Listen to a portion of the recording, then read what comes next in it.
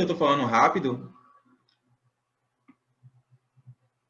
Se estiver falando rápido, podem falar, que eu falo mais devagar. Vamos lá.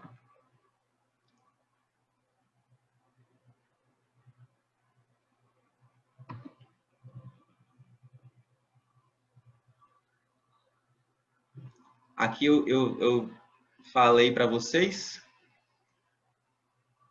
Eu mostrei já no projeto, na prática, como é que isso aqui funciona. E se vocês vão tentar o mestrado ou doutorado, eu vou trazer algumas dicas que são dicas mais práticas.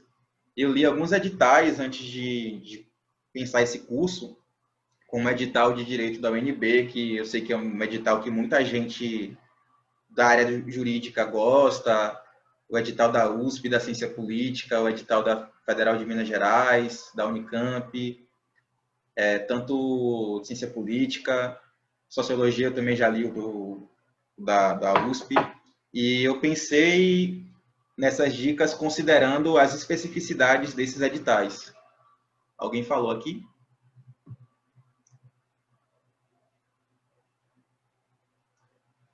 Anderson perguntou, a situação problema normalmente se situa em qual parte do projeto? Bom, eu trabalho o problema de pesquisa como o objetivo geral, porque o problema de pesquisa ele pode ser formulado em termos de pergunta. Por exemplo, eu tenho uma pergunta que é a seguinte: por que a UNE incorpora o debate racial a partir de 99 com mais força? É uma pergunta que o meu objetivo geral ele contribui para responder essa pergunta. Que o meu objetivo geral é analisar como e por que a UNE incorpora o combate ao racismo de 99 até 2019. Logo, a pergunta de pesquisa, o problema de pesquisa, o objetivo geral, em alguma medida, eles se confundem. Eu estava vendo um vídeo de um professor de uma instituição renomada que não deixou claro essa diferença entre objetivo geral, pergunta e problema. E eu costumo dizer, honestamente, que você pode formular o seu problema em termos de pergunta, em termos de objetivo geral, e não vai ter problema. Eu já li pesquisas de excelência que não tinham uma pergunta formulada como uma interrogação. E assim eu digo que a situação problema, ela normalmente aparece no primeiro parágrafo, com o objetivo geral. Ou você pode, se você quiser, ter um parágrafo introdutório, contextualizando o seu problema de pesquisa.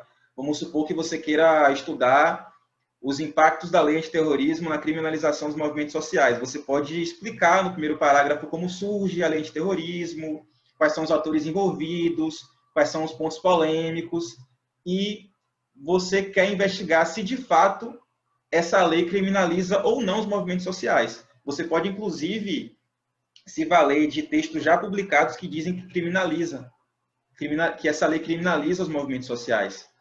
E você vai trazer uma pergunta: será que isso acontece de verdade? Será que realmente criminaliza? Como criminaliza? Então, o problema de pesquisa, como eu disse na aula de ontem, ele é uma pergunta ao tema.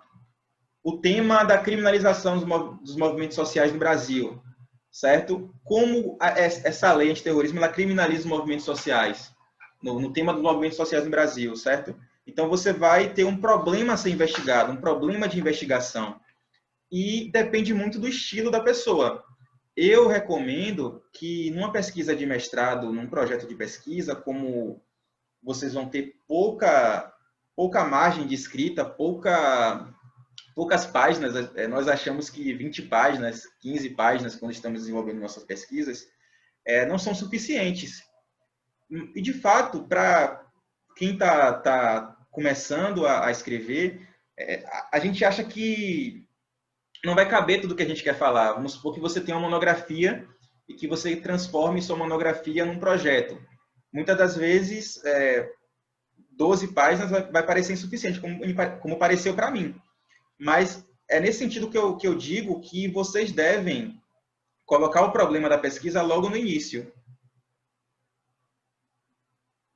Ah, é possível que o edital só recite em apartado?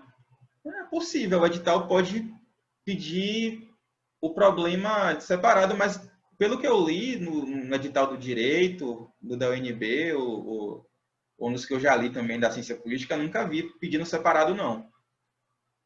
Tudo bem? Por Então, favor, dá uma olhadinha acima da pergunta do Anderson. tá bom. Deixa eu ver aqui. Eu uso parte da dissertação e tese, cito nas referências só as páginas utilizadas. Né? Não no caso, você vai... É porque eu não li a dissertação toda. Tipo, eu li o capítulo da dissertação. E aí eu só vou citar esse capítulo, né, que eu dá. Isso, você pode citar só o capítulo. É isso? É isso, só o capítulo da dissertação. E aí você indica as páginas que você está se baseando do capítulo. Beleza. Aí aqui, vamos lá na questão dos editais. Leia atentamente o edital. A primeira etapa do processo seletivo... Eu vou tirar o fone aqui porque tá apertando um pouco minha orelha aqui. Esse fone aperta, esse headphone. Dá para ouvir?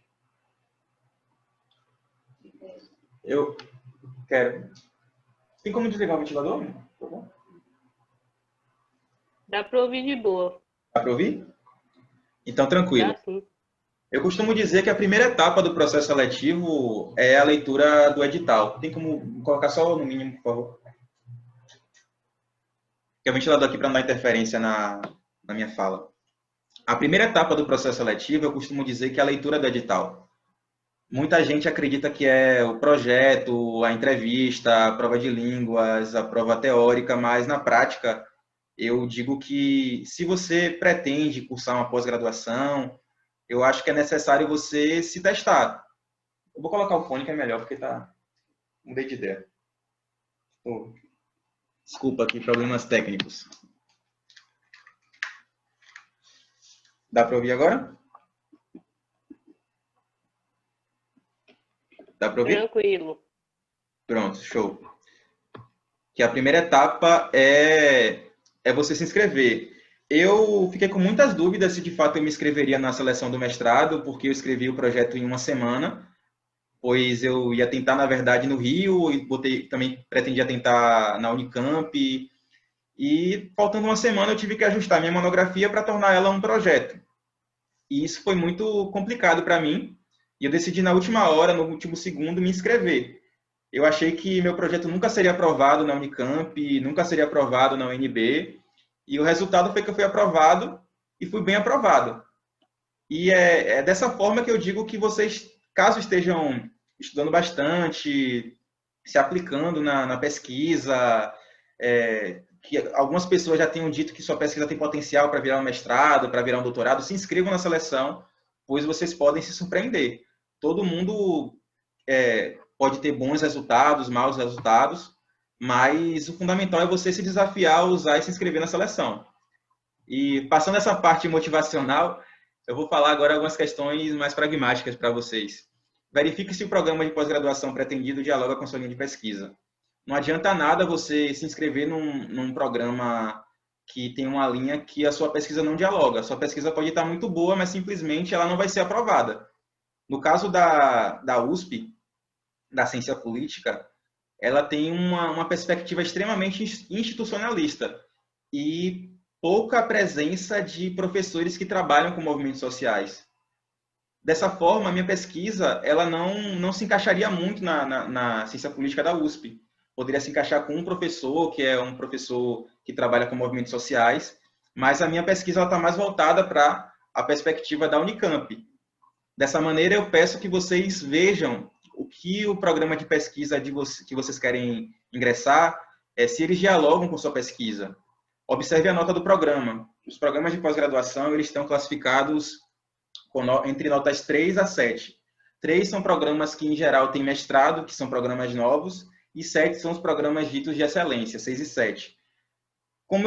Programas que têm notas mais altas, eles têm mais bolsas. E é um critério importante para vocês se inscreverem na seleção. Mas isso não quer dizer que programas com nota 3, nota 4, nota 5, eles não sejam bons. Existem programas de excelência, como o Programa de Ciências Sociais da UFBA, e que não tem nota 7. E isso varia muito a depender da publicação do quadro docente, se o quadro docente está publicando em revistas internacionais. E o fundamental, o importante mesmo é que vocês vejam se o programa ele vai contribuir para o avanço da pesquisa de vocês. Se é um programa que tem uma linha que dialoga com o que vocês estão pesquisando, se os professores que estão lá vão ajudar vocês a desenvolverem melhor a sua pesquisa, etc. Então, programas nota 7, 6, são programas bons, mas isso não quer dizer que programas 3 e 4, 5 também não sejam programas bons. Afinal de contas, são professores doutores, inclusive com pós-doutorado, a maioria deles que estão participando desses programas. E às vezes tem um programa que tem nota 3, mas é porque é um programa que começou agora. Dessa forma, não há muitas diferenças além da possibilidade de bolsa e da possibilidade de vocês executarem um doutorado sanduíche, ter mais financiamento, entre outros. Então, vejam o que o programa vai ajudar vocês. Verifique se ele dispõe de ações afirmativas. Alguns programas de pós-graduação, se não me engano, desde 2017, dispõem de ação afirmativa para negros e indígenas. E aí, se você é negro, negra, indígena e quer optar pelas cotas, você tem essa possibilidade. Confira se a prova de línguas é eliminatória ou classificatória, bem como se o programa aceita certificação de proficiência, em geral, é certificado de proficiência B1, B2, do Cambridge, TOEFL, etc. Ou também eles aceitam certificação de cursos de línguas. No caso da Unicamp, quando eu fui aprovado lá no mestrado, eles pedem que você faça a prova de línguas após você ser aprovado na seleção. E você tem 2 chances de fazer a prova de línguas. Depois que eu fui aprovado, agora eles pedem que vocês tenham um certificado de proficiência de programas de pós-graduação. Vamos supor que, um caso hipotético, eu queira fazer o doutorado na Unicamp e eu tenho a prova de proficiência da UFBA. Eu posso utilizar essa prova de proficiência para pedir dispensa e não fazer a prova de proficiência da Unicamp. No caso, a Unicamp não faz nem mais prova de proficiência, eles só pedem certificado. Mas a UFMG, por exemplo, eles exigem que você faça uma prova de línguas pelo Centro de Línguas da própria universidade. Você paga um valor de R$150, caso você não tenha esses certificados aqui. E essa prova tem, em média, 5 páginas. A prova em inglês, você pode utilizar dicionário. Tem cerca de 2 a 3 horas, mais ou menos, para escrever, para responder as questões. São 5 questões e você tem que ter nota mínima, se não me engano, 60. São 100 pontos. E é uma prova relativamente tranquila, se você estudar uns 2, 3 meses antes, se estiver enferrujado no inglês. E você responde as questões em português. As questões são feitas em português e você pode responder em português. Dessa maneira, você tem que ter uma visão geral do conteúdo do texto em inglês. No caso do doutorado, você tem que ter na UFMG proficiência de leitura em espanhol e inglês. E vocês têm que ter uma leitura instrumental da língua. O instrumental é o pré-básico. Então, se você tem uma visão geral do conteúdo daquela prova, você vai ser aprovado certamente. No caso da UNB, é eliminatória. Eles pontuam a nota, vamos supor que você tenha que tirar 7 para ser aprovado para a entrevista. Então, eles pontuam a sua nota na prova de línguas. Então, eles pontuam o projeto, pontuam a prova de línguas e pontuam a entrevista. Já a Unicamp, não. E a UFMG é eliminatório também, mas tem universidades que são, tem universidades que não são, e você tem que conferir isso no edital. Oi? Ah, sim. No caso da USP, é uma prova relativamente difícil, pois você tem que traduzir literalmente uma página do inglês para o português, literalmente, sem auxílio de dicionário. Então, a prova, na minha opinião, um pouco elitista, né? Um pouco não, bastante, porque a maioria da população brasileira, inclusive na pós-graduação, não tem essa técnica de traduzir literalmente sem dicionário uma prova de inglês. No site da própria universidade, vocês podem ter acesso às provas que foram aplicadas anteriores. Vocês podem ter, no caso da USP, eles mostram a prova dos processos seletivos anteriores lá no finalzinho do site. Então, vocês têm que pesquisar bastante, leiam o, o texto anterior, né, as provas anteriores, para que você tenha uma base e, consequentemente, faça uma prova melhor. E note se os textos para a prova teórica estão disponíveis online, já pulando para a parte da prova teórica, e verifique se há provas de línguas disponíveis no site. E agora o edital. Eu vou dar um intervalo de 5 minutos para que quem quiser tomar um café, beber uma água, possam fazer isso, para que a gente possa ver o edital com mais calma, né? Aí a gente retorna, deixa eu ver que horas são. São 4h12, a gente retorna 4h17, tudo bem? E aproveito para, caso vocês tenham dúvidas, vocês podem colocar no chat.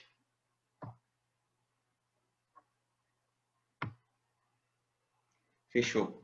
Vou fechar aqui a câmera e chamo vocês 4h17.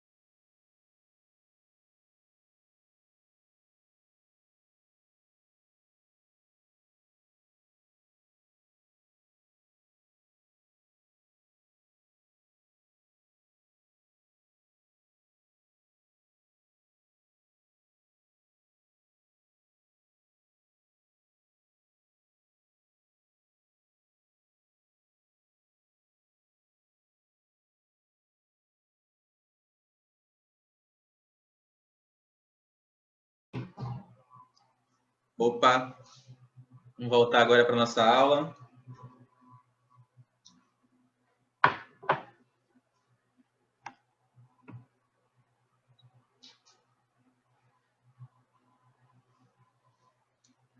A Beatriz pergunta aqui, como faço para escolher a metodologia que mais combina com minha pesquisa e como saber se ela será suficiente para que eu alcance meus objetivos?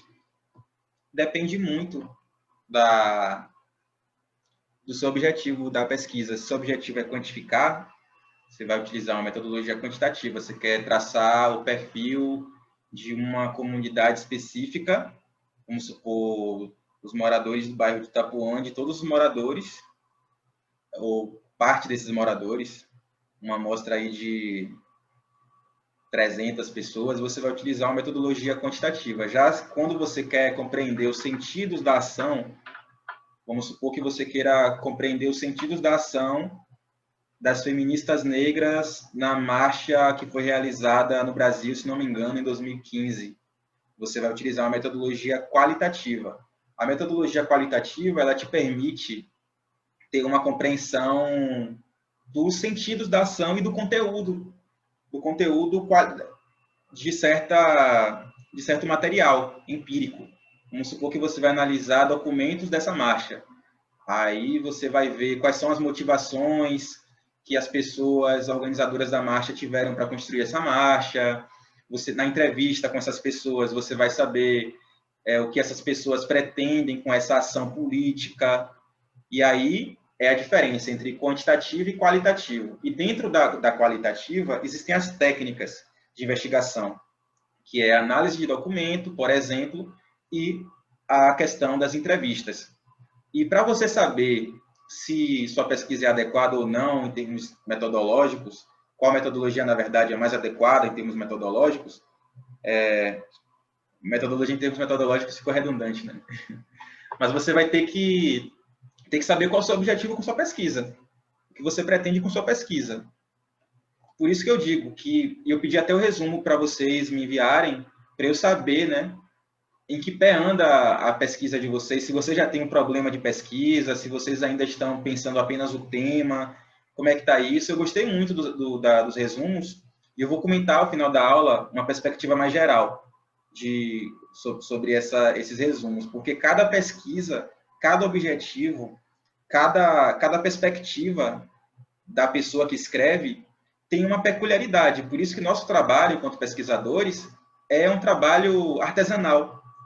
Não existe uma receita pronta. Claro que tem tendências. Eu poderia, na minha pesquisa, trabalhar sob a perspectiva quantitativa ou qualitativa, mas eu optei por trabalhar a questão qualitativa e a metodologia qual e quant é mais indicada para quais tipos de pesquisa. É isso, tipo, não tem, qualquer afirmação taxativa que eu fizer agora, eu posso incorrer em erro. A qualitativa, no caso, você falou a mescla de qual e quant, né, Anderson? Qual e quant. Depende. Um amigo meu, ele estudou o PSDB no estado de São Paulo, o sucesso eleitoral do PSDB no estado de São Paulo, ele entrevistou lideranças do partido, do PSDB, e ele fez uma pesquisa quantitativa sobre o eleitorado do PSDB. Ele casou uma perspectiva quali com a perspectiva quant. A quali permite ele compreender os sentidos da ação dos dirigentes do PSDB e a quantitativa trouxe uma dimensão de que sucesso eleitoral é esse do PSDB no estado de São Paulo. Então, cada caso é um caso. Cada caso é um caso. E vamos lá agora para o edital.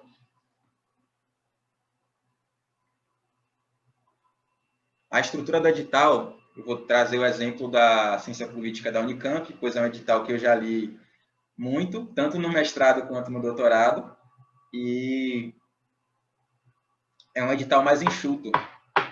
Tem editais, por exemplo, da Federal de Minas Gerais, que ele é muito grande. Parece que a banca coloca editais para atrapalhar a vida do candidato, às vezes. Coloca muita coisa, muito detalhe, mas se você parar para ver o edital, assim, a essência daquele documento, não tem muita coisa, não. Assim. Acho que seria legal, talvez, ter um edital e um resumo do edital para facilitar. Mas é por isso que eu falo, a primeira etapa do processo seletivo é o edital. Quem não sabe ler edital vai perder na seleção. Seja com algum problema na inscrição ou algum ponto que passou despercebido, etc. E, geralmente, os editais eles têm uma apresentação do programa, eles colocam lá no primeiro parágrafo, lá no início, a nota do programa, quando o programa surgiu e as linhas de pesquisa.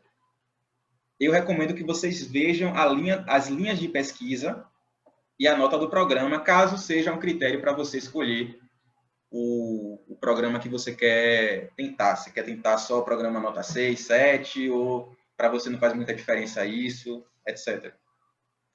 E depois vem o processo seletivo. Geralmente, começa com o mestrado e depois vem o doutorado. Dessa maneira, vocês não precisam ler todo o edital. Leiam só a parte do mestrado, caso vocês queiram tentar um mestrado ou do doutorado.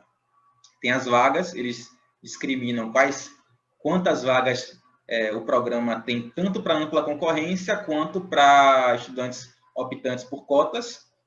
Os documentos necessários para inscrição, que no caso da Unicamp é o formulário de inscrição, preencha o formulário com muito cuidado. O projeto de pesquisa, não ultrapassem o limite para a escrita do projeto de pesquisa.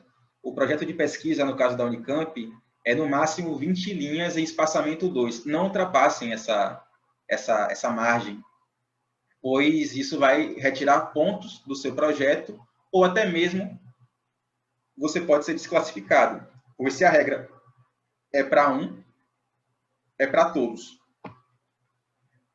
Currículo Lattes atualizado. Então, bote lá o que você produziu, se você participou de alguma mesa redonda, se você participou de algum debate, se você publicou algum texto em uma revista científica ou não, se você participou de documentário, se você gravou vídeo no YouTube para alguma instituição. Tudo é importante colocar no Lattes, pois a banca ela vai saber quem é o candidato. E, às vezes, o seu projeto de pesquisa pode casar com sua história, sua trajetória pessoal e acadêmica. Então, é muito importante. Histórico escolar da graduação, no caso do mestrado. Tem gente que tem reprovação na graduação, como eu tive algumas reprovações porque eu abandonei a disciplina, que eu estava fazendo um movimento estudantil, tinha outras prioridades na época, estava trabalhando, então isso não é um critério para dizer quem vai ser aprovado em primeiro, por último, eles vão querer só saber como está o seu histórico escolar, quer que você tirou notas altas ou não, no caso se você quer tentar antropologia, se você tiver uma reprovação em ciência política, isso é totalmente aceitável, ou se você quer tentar ciência política e vice-versa. Então, não se preocupem muito com isso, não esquentem cabeça com isso, não. Porque, às vezes, você pode estar com um histórico escolar não muito bom, mas seu currículo está excelente, seu projeto está muito bom. E na avaliação do dossiê, eles vão pesar isso tudo. Até porque uma avaliação que só avalia a nota não é uma avaliação que pode ser classificada como séria. E aí tem a questão da carta de apresentação, que você vai dizer por que você vai tentar certo programa de pós-graduação. E o que eu recomendo para vocês nesse ponto? Esse ponto é bem importante.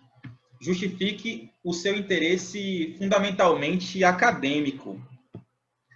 Não tiete a pessoa que você quer ser orientado, orientada. Não utilize argumentos de ordem meramente pessoais. Busque dizer como esse programa de pós-graduação, como o seu possível orientador pode te ajudar a conquistar, a fazer uma pesquisa de qualidade. E tem a declaração de optante por cota de ingresso, no caso dos negros, indígenas, caso queiram, e tem um comprovante de proficiência em língua inglesa. E tem aqui os procedimentos para inscrição no mestrado. Aí tem as etapas do processo seletivo. A primeira etapa, no caso da Unicamp, é o projeto de pesquisa. A segunda etapa é a prova dissertativa. E a terceira etapa é a entrevista. A prova dissertativa, você deve escrever no máximo 5 páginas. E você vai ter que mobilizar uma série de autores que eu vou demonstrar no edital, após os slides, e articular de uma maneira coerente. São 2 questões que eles perguntam, e essas questões você tem que articular no mínimo 2 autores e responder satisfatoriamente a questão. No meu caso, eu mobilizei 7 autores, mas eu não recomendo isso. Ninguém que corrige prova diz que esse é um bom método. Você tem que demonstrar que você sabe satisfatoriamente o conteúdo dos autores, mas eu recomendo que você mobilize em torno de 2 a 4, 5 no máximo autores. Não utilize muitos autores, e para que você faça uma prova coerente, uma prova convincente, uma prova enxuta. E no caso do direito, da UNB, eles pedem que você faça um ensaio. Como estamos em tempos de pandemia, a prova ela vai ser feita em casa, no caso da Unicamp, e você vai ter cerca de 3 dias para responder a questão e enviar por e-mail. No caso do ensaio da UNB, se não me engano, é algo parecido. É como uma prova, 5 páginas, e que você vai ter que responder a questão de uma maneira objetiva e enviar por e-mail. Lembrando que na prova ninguém vai avaliar se você é genial, se você está acima da média. As pessoas querem saber, única e exclusivamente, se o candidato ou a candidata sabem responder satisfatoriamente a questão, mobilizando os principais conceitos. Esse é o ponto de fazer uma boa prova. Então, não fiquem com isso na cabeça de que vai ter que ser uma prova extremamente difícil, uma prova extremamente bem elaborada. Claro que tem que ser elaborada, mas construa uma prova coesa, com parágrafos arrumados, com conceitos bem articulados, que você vai passar. Claro que eu não estou dizendo que todo mundo vai passar com essas dicas que eu estou fazendo aqui, né? Depende de cada um. Mas a regra é essa. Pelo menos conversando com amigos meus, amigas minhas, professores que já corrigiram provas, etc. Assim funciona. Bibliografia de referência para a prova dissertativa, que eles dizem, e o calendário. Tem a maioria, aliás, dos editais tem um ponto calendário que vocês podem se ater.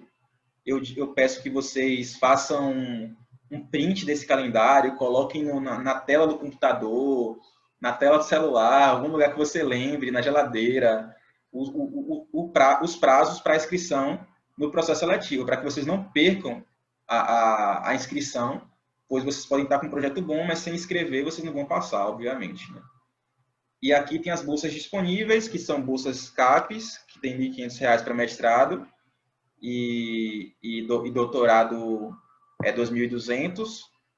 Não tem taxa de bancada. Já o CNPq, o mestrado você ganha 1.500 sem taxa de bancada, no caso de universidades públicas, e no doutorado você vai ganhar uma taxa de bancada do CNPq, que é mais ou menos 200 e pouco, R$ 300. Eu tenho que conferir isso daí, mas vocês podem ver isso facilmente no site do CNPq. E tem as fundações de apoio estaduais. A melhor de todas do Brasil é a FAPESP. O mestrado, eu acho que as pessoas chegavam a ganhar 1.900, mais ou menos. E no doutorado você chega a ganhar 3.700 no último ano. Você tem auxílio moradia para quem mora em outros estados, para quem quer fazer doutorado sanduíche, você consegue financiamento. Por isso que eu acho que as universidades de São Paulo, como a Unicamp, a USP, entre outras, elas têm cada vez mais tido candidatos de outros estados, como eu, da Bahia, que às vezes pretendem fazer um doutorado sanduíche e vem essa possibilidade da FAPESP. Só que a FAPESP, ultimamente, está sendo muito difícil de conseguir aprovação. Inclusive, projetos de excelência não estão sendo aprovados. Eles têm alguns critérios que são meio ruins, como não ter reprovação na graduação, ter sido bolsista FAPESP na graduação. Então, isso já quebra um pouco, né, a possibilidade de pessoas de outros estados tentarem a FAPESP. E a seleção da FAPESP é diferente. Vamos supor que você seja aprovado no mestrado, você tem a bolsa da CAPES e você quer tentar a FAPESP. Quando você passa no mestrado da Unicamp, da USP, da Unifesp, etc., você não automaticamente ganha a bolsa FAPESP, porque a bolsa FAPESP ela tem fluxo contínuo. Você vai escrever um novo projeto em um novo formato para tentar passar na FAPESP, e você pode tentar mesmo sendo bolsista. Quando você ganha a bolsa FAPESP, você deixa de ser bolsista CAPES ou CNPq e fica só com a bolsa da instituição. E para deixar mais claro, deixa eu sair aqui. Para deixar mais claro como ler um edital, nada melhor do que mostrar na prática como é que a gente faz isso, né? Vou pegar aqui o edital para vocês